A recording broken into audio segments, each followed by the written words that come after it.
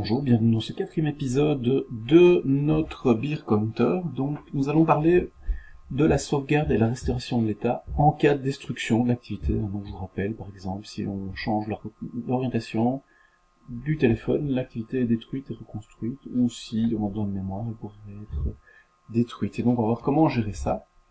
Alors, donc, on avait notre application sur laquelle on avait bien le nombre de bières qui était compté.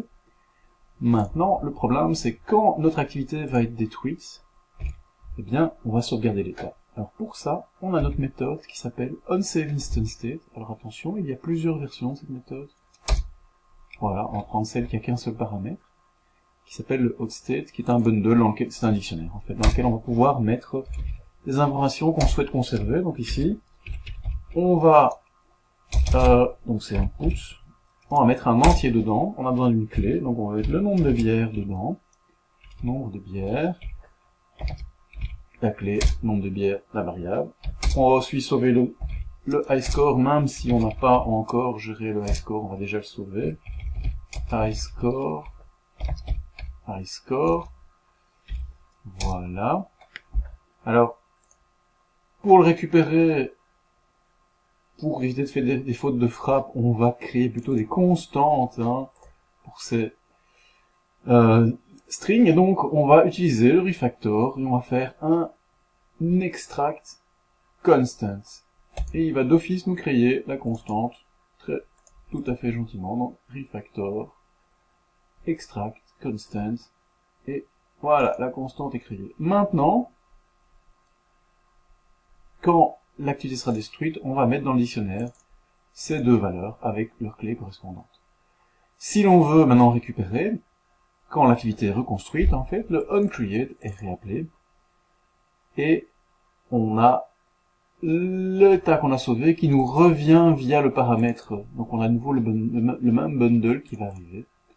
Alors, il faut faire la différence entre la première fois où l'activité est créée et le cas où on revient dessus. Voilà, donc je vous rappelle qu'il y a deux chemins pour arriver à onCreate. Soit on démarre l'activité et on arrive sur onCreate, soit l'activité a été détruite pour diverses raisons et on revient sur le onCreate. Alors, au niveau du code, on peut faire la différence, parce que dans le cas où on vient de la création de l'activité, en fait, le bundle va être vide. Et donc,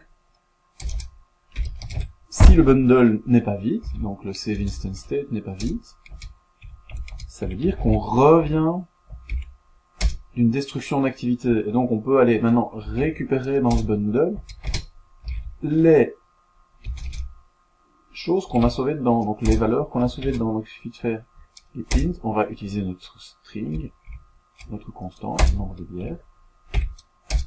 On va récupérer notre high score. Voilà. Même chose. High score. Alors on peut se demander, mais que doit-on faire que doit-on mettre là-dedans et que doit-on mettre en dehors, en fait?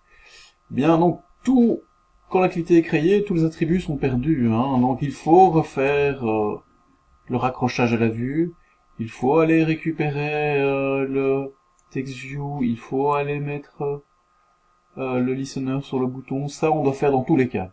Qu'on revienne d'une destruction ou que ce soit la première fois qu'on crée. Donc la seule chose qu'il y aura de différence quand le bundle n'est pas nul, c'est quand on revient d'une destruction, c'est bien d'aller chercher ces deux variables. Voilà, donc ici, on a géré complètement le cas de la destruction et de la restauration.